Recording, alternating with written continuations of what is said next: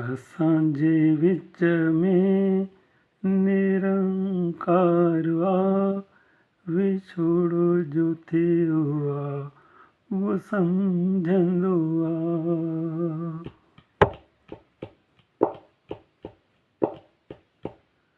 असांजे विच में निरंकार आ, विछोड़ो जो थियो आ उहो सम्झंदो आ। असांजे विच में जेको प्रेम रहियो आ, ज़माने जे लाइ इहा त आम ॻाल्हि आ। असांजे विच में निरंकार आ, विछोड़ो जो थियो आ उहो सम्झंदो आ। मुल्क मटण में थी वियो विछोड़ो, मुल्क मटण में थी वियो विछोड़ो, हिन में को राज छुपल निकिरंदो। तुंहिंजी तस्वीर दिल थी ॾेखारे, तोसां पई थी मूंखे मिलाए, पंहिंजी दिल खे कीअं सम्झायां, गॾु गुज़ारी मां कीअं सम्झायां, साथ में रहियायूं मां कीअं सम्झायां।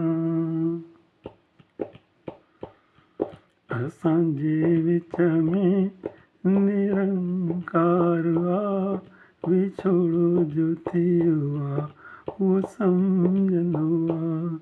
असांजे विच में जेको प्रेम रहियो आ, ज़माने जे लाइ इहा त आम ॻाल्हि आ।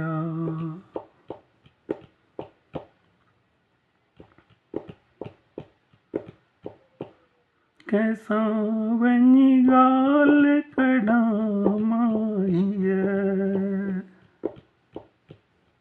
चवंदा तूं मोह न छॾियो अञा आ,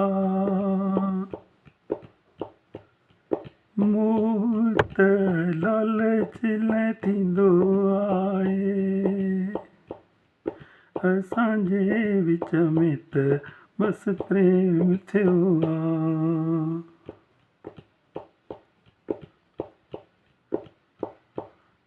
प्रेम जी महिमा निराली आ, इनखे सुठो लगन बि चइबो आ। असांजे विच में निरंकार आ, विछोड़ो जो थियो आ उहो सम्झंदो आ।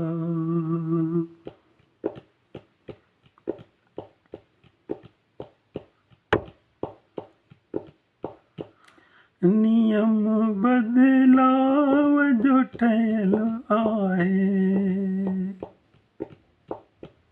अञा कहिड़ो बदलाव पश्चाताप रहियल आहे।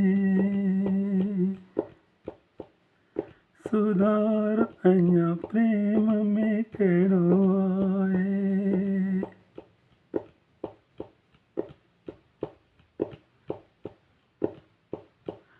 नियम बदलाव जो ठहियल आहे, अञा कहिड़ो पश्चाताप रहियल आहे।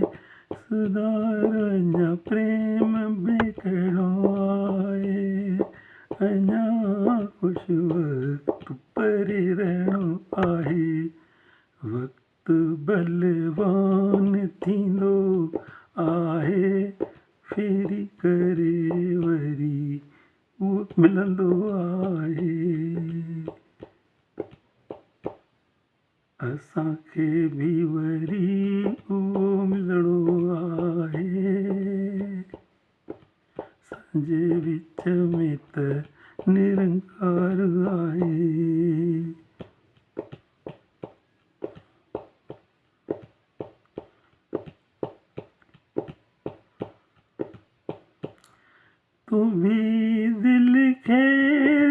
तसल्ली ॾे जाए,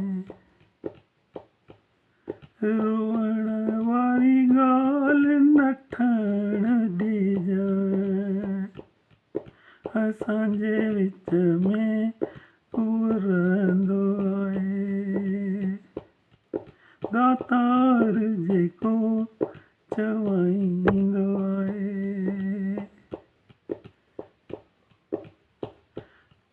अर्ज़ु असांजो बि उनखे आहे, असांजे मथां उनजी महर खपे, असांजे मथां उहो ई का महर करे, असांखे हाणे उनजी महर खपे, असांखे हाणे उनजी महर खपे।